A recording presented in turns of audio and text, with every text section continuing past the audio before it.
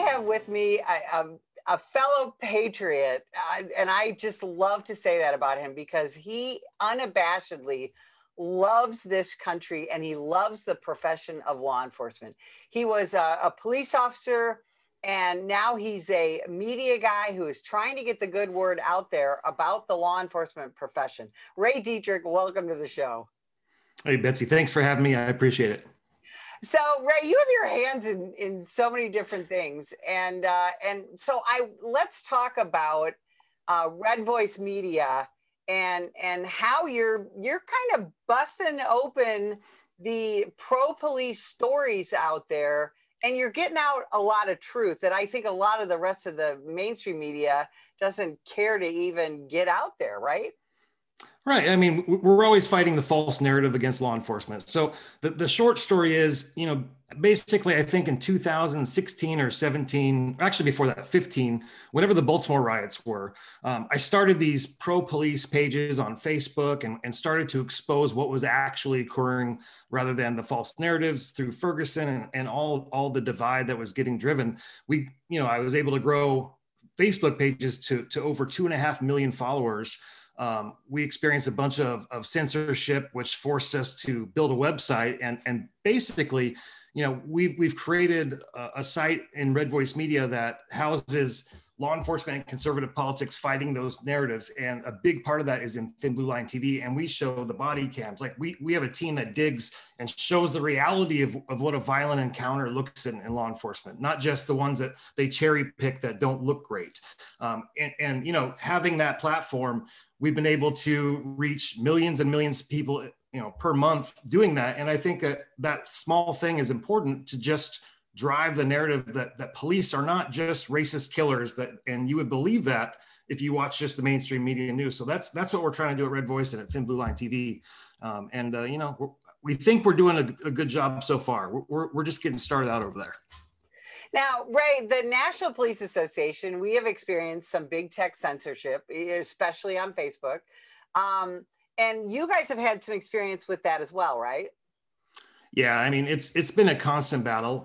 Facebook, when I left my department 5 years ago, I've been in this space full time ever since. And at first we used social media platforms to house everything because we thought, hey, we're like normal people. We can put pictures and photos and write stories and people will see them. Well, they did at first. And then we've experienced since then, we've been demonetized on 25 Facebook pages and had them unpublished. And probably 80% of them were law enforcement communities. We've lost 3 YouTube channels, and the ones that we don't lose, like say we have a channel with 75,000 subscribers that used to get 10, 30, 50,000 views per video. Now they'll show about 1,000 people. So they just systematically choose what content fits the narrative of big tech and big media, and anything that's against that, including pro law enforcement content, is just kind of stifled and pushed to the side. So and that's the big thing why we created Red Voice. It's based on a private server. It can't be canceled. We have private advertisers. We don't have Google pulling the plug on us. We can't be demonetized now, so that we feel like we can expand our operation. Now, Ray, explain to people what demonetization means on social media, because this has affected a lot of people's livelihood, this big tech censorship. Can you briefly explain what that means? Sure. So, I mean, if you're doing media work at all, if you're putting out content, like it's a job, it does pay bills. We have a team that need to survive and get paid so they can feed their families. The way we do that is through advertising. Like on YouTube, there'll be the pop-up video. On Facebook, we were doing in-stream ads. On our website, we have ads all over it. People complain about it, right? Oh, you have so many ads. Yeah, because we have a team to pay, right? But the problem is when you don't have your own site and you're relying on Facebook, YouTube, these big companies that don't like law enforcement, is that they just simply say, you know what, we're just going to cancel your income. And we've had, revenue streams of 40,000 a month just get turned off overnight without any reason. There's no appeal, no recourse. There's no reason, given or violation of their community standards. So they basically just pull the plug on pro law enforcement conservative accounts at will because they don't like it and they don't want us to survive out here. Ray, how did American law enforcement get so politicized in the way that it is now? I would lay that one square on the shoulders of Barack Obama. I mean, Ferguson, the false narrative, the hands up, don't shoot, that came out of that. They rode with it, kept going with it. They pulled BLM out at every election cycle to continue this, to divide people. And I think it's a division technique. You know, it pushes this whole critical race theory that they try to push down everybody's throat. They push this thing that, you know, cops are racist killers and white supremacist, you know, organizations. And the more they have pushed this narrative, and, you know, it started with Obama, in my opinion, it just gets more divisive, more divisive. And now you see the mainstream media piling on with the same thing. You know, there's very few exceptions. And they're painting this picture of law enforcement as just being this out of control system that does nothing but shoot unarmed black men. And that's not the case at all. And some of that's, you know, fueled by the advertising industry that I just spoke of, like, because they know that the big hits and clicks and views and eyeballs are going to get from a body cam video, you know, one video a year or two videos a year out of the millions and millions and millions of contacts that occur on body cam every day. They know that they're going to get big ratings from that, and they push that narrative, and politicians pile on it, and here we are.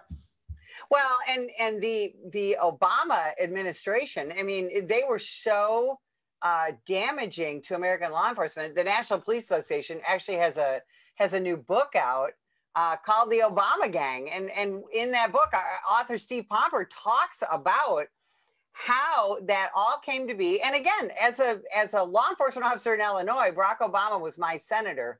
And I didn't pay a lot of attention to the guy until we began to realize how much he hated law enforcement in Illinois. And quite frankly, he brought that hatred to the White House, and he brought some of those, you know, Chicago style politics to the White House as well. And disinformation was one of the biggest things that we saw from that administration, disinformation when it comes to law enforcement. Ray, let's talk about what the truth is behind law enforcement use of force and racial statistics. Because again, if you watch the mainstream media, you know, you tune into the nightly news, you think that American law enforcement is out there hunting down young unarmed black men every single day, you know, to use force against them. That's just not true, right? No, it's not true. And that narrative is based upon people not wanting to talk about the truth because they're afraid that they'll be painted as a racist, or they're afraid it'll cause uncomfortable, you know, conversations. But you hear out there that, you know, black men, unarmed black men are disproportionately shot by police officers. And the crime statistics, the FBI data that backs this tells a different story. Now, the one thing that the FBI data will show is that more black men are shot by the police than white sometimes, or at a higher, as a higher proportion to their population. Okay, so the numbers, they shoot more white people. Okay, that's number one. But per population percentages, the ratio to black males being shot is higher. But they don't want to talk about the other side of it. Like, what would cause that? Why is that? They default to, oh, it's racist. Well, it's not. So the big argument from BLM and everyone on that side is that, you know, you're shooting more people that are black. Well, I've got some statistics I love to share. I don't get it often to share them because nobody is willing to publish these statistics usually. But let's break this down. So the population is 60% white and 13.4% black in America, right? So these are 2019 FBI crime stats. For a 13.4% population of blacks, 55.9% of all homicides were committed by blacks. Okay, so you're seeing 6 times the rate almost of blacks committing violence and murders than whites. So why can't people understand that is a direct connection to why black men are shot more by the police? Because they're unfortunately more likely to commit violent crimes and murders. So instead of blaming all of the reasons on police, we need to address these real problems. And we have a massive problem with crime in black and brown communities. We need to figure out how we can fix that. And the last thing you can do is pull out the police, because we know what will happen as they're defunded, as less boots are on the ground, as less special programs are in there to address gang violence. It's going to get worse. And as you vilify and target police officers, in the meantime, what they're going to do is the smart thing and probably sit in their car and not do proactive police work, which is going to make these numbers skyrocket even beyond what we're seeing, like the shootings that are up over 100% in most major cities. Violent crimes are up, 30% or more. The real problem is, it's 91% of Blacks murdered are killed by other Blacks, not the police. Okay, 91%. So what's happening in these communities? Instead of being afraid to talk about the truth that there's more violence being committed in these, so yes, police are going to have more violent encounters. It only makes sense that since they're in the same communities, that would happen. What can we do to solve the problem? They're not interested in solving the problem, though, Betsy. They're interested in producing fear and hatred and division so they can get votes. And I'm talking about the left and the Democrats. This is about vote getting. This is about vote for us because we hate the police and they're the problem and you're a victim. No, there's massive crime problems, and you need police with smart strategies and communities to get behind them to actually fix it. Otherwise, nothing will change. And the direction we're on now will just make it far worse. And it's so sad because the law-abiding people who live in those poor neighborhoods, they're going to have no one to call. And right. That's, I look at my native Chicago, and it makes me so sad. I have one kid who still lives in Chicago. She's going to be moving at the end of the summer because although she loves the city, she's tired of the crime. And frankly, she's tired of the politics. And it's incredibly frustrating for people who want to just get on with their lives, enjoy that urban area, because Chicago is a really fun city to go to. But it's just been taken over by Black Lives Matter and by the gangs, and the law-abiding citizens in all neighborhoods of all races are quite frankly just at the mercy of the gangs. Yeah, I did my patrol training in South Central Los Angeles, right? Like in unincorporated Compton is basically where I cut my teeth, and I worked in that environment. I've worked those kinds of neighborhoods, through my career. The vast majority of people there want the protection of the police. They're good people trying to go to work. They may either not want to move or they can't afford to move or whatever it is, but they're painted as the police are just out killing people, and it's just not right. And what's going to happen is those people are going to suffer. And you're seeing the mass exodus of officers from these big blue departments, these big cities, and they're all running to Idaho, Arizona, California, Florida. What happens when all the good ones leave? This is just a mess. They're already starting to lower hiring standards, which is going to cause this problem to compound and be even worse. And the bad apple, out of 850,000 active police officers, there's going to be some incidents. It's human. There's no way around that. But when the media focuses in on and exploits just that, they're going to destroy all urban centers in America at this rate. How do you think we're going to recruit young people to this profession? What do you think it's going to take, Ray? I think it's going to have to take a change in the political climate in this country targeting police. I'm a fourth generation. I was a fourth generation deputy sheriff when I started LA County Sheriff. My whole entire family wrapped up in this. And I would not recommend my two daughters or my son to become a police officer anymore. I just wouldn't. I wouldn't put them through this. I wouldn't put them through the risk of losing everything for doing the right thing, and being targeted and doxxed and have your family. I think it just has to be some truth behind this. I think we have to address the real problem. I think that's how we get past it, is maybe actually looking for ways to address the crime problem that drives all this violence and drives violent encounters with law enforcement. But, dividing the country in half and telling, half the country the police are evil terrorist killers is not going to make it to where anyone wants to do this job. And the problem is, as you know, they still have to put people in these patrol cars. They still have to field people in these beats. They have to. So they're going to lower their hiring standards, lower and lower and lower to get people in. And then you're going to get people in that shouldn't be cops at all. And it's worse and worse and worse. We have to be honest about the problem before we can fix it. Well, and with the new defund the police movement and reimagining policing, now we're taking, for example, St. Louis just lost $4 million out of their budget Their representative, Cori Bush, celebrated the fact that they eliminated almost 100 police positions. So those positions will never happen. They took $4 million out of the budget. And Black Lives Matter are celebrating this. And yet over 90% of the homicides in St. Louis are committed by African Americans, and African Americans are also primarily the victims. So again, if Black lives really mattered, why would defunding your police department be a good idea? And yet, like you said, so we're going to have lesser qualified police officers, not as many police officers, thanks to this anti-cop narrative.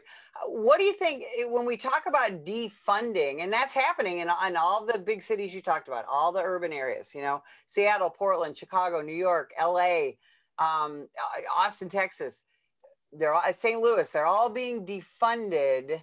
And so now, as we call for more police training, we call for better educated police officers, and yet that costs money, doesn't it, Ray?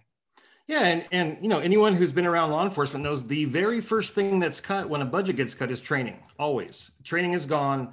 You can go from a good training budget to a no training budget very quickly, and that's the thing that they need to double down on. I'm somebody who thinks that police officers should take martial arts training often. Even if it's once a week. I think it would cause less shootings. I think it would cause a lot less injuries.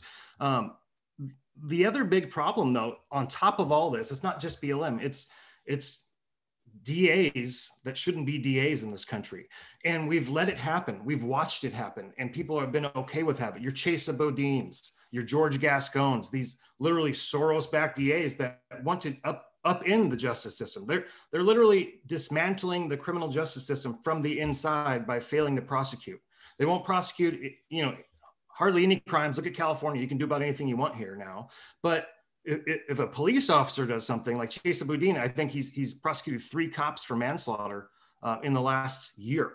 Okay, but he won't do anybody until we can put all these pieces together and America can be honest and say, hey, look, our DAs need to be putting people in jail so they don't commit more crimes and hurt people. And we need to actually support the police who are out there, risking their life every single day in these communities trying to make it better, and stop telling people in the communities that the racist killers are trying to get them every day, and tell them the truth and work on the problem. But I don't know how this ends. And that's a terrible thing to say. I would like to think that we could turn it around. I would like to think that the majority of Americans support the police, and even more would support the police if they were told the truth. But, I don't know how long that's going to take. I've been being told the pendulum's going to swing back the other way for 25 years. So I still haven't seen it. Do you think people need to get more involved in their local elections, Ray? 100%. I think that's one of the keys to all of this. I think your local elections fix your prosecutors. You can elect good sheriffs. Like the constitutional sheriff has saved us, through this pandemic, all these things. There were some great sheriffs. Like I worked with Riverside County with Chad Bianco. He came out early as the sheriff of Riverside County and basically said, hey, we're not going to arrest people for enforcing mask mandates. This isn't our job. Electing the right sheriff or electing the right DA, electing the right people in your school board so your kids can go to school. That is how you win. Electing the president is big. I understand that. National offices are big, but the real change happens local. If Chicago police had the support of the city, the administration, and had a DA that actually filed charges and put people in jail, you would see a difference in Chicago. Those Chicago cops are under attack from their own administration, their own DA's office, their own community. They have everyone against them. I don't blame the Chicago cops at all for not trying to proactively solve these problems on their own. But they're in a no-win situation. If they had the support of the community, the DA's office, and politicians, they could actually make an impact. But they're not. They're setting them up to be in a lose situation. Yeah, and who suffers besides the cops? The citizens. Yeah, those are the only ones. And that's another great point. The only people that actually suffer from all this ridiculous woke policy against the police, the only ones that suffer are the ones who live there and the cops that patrol the neighborhood. These politicians don't know what happens. They don't understand the violence that occurs in these neighborhoods and how fast it occurs and how often it occurs. They have no idea. They don't live there. They don't go there. They may show up for an event, but they're not staying there at night listening to the gunshots. I've literally worked neighborhoods where kids slept in bathtubs because of drive-by shootings. And that was normal for them politicians have no idea of the level of violence. So until we really try to help the people that live there and the people that serve there, like, what are we doing? How is it that you are able to get these body cams and you're able to get a lot more detail, I think, than most media outlets are? How do you do that? You know, I have a great team. I have an awesome team. Like, we run a news desk, and I have a couple of people that just search stories all the time. They're always digging.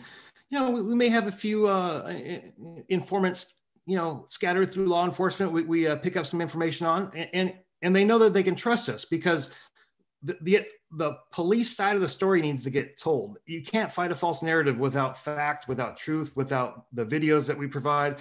I think we've already, just today, it's midday, and you know, we've put out three stories already, like 3 body cam stories every single day we're putting these out.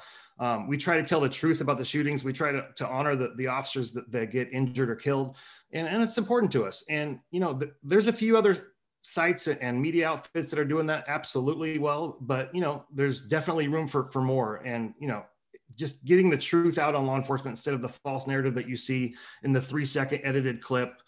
You know, the Columbus shooting where NBC decides to cut the 911 because, you know, she said she had a knife. That's what happens if you let the mainstream media tell the story. So we focus very hard on telling the truth, and you know, the truth, good or bad. Like, we've put out bad shootings before. Like, sure. Obviously the Brooklyn Center was a disaster. You know, it was an absolute disaster. We talked about that too. We'll show both sides.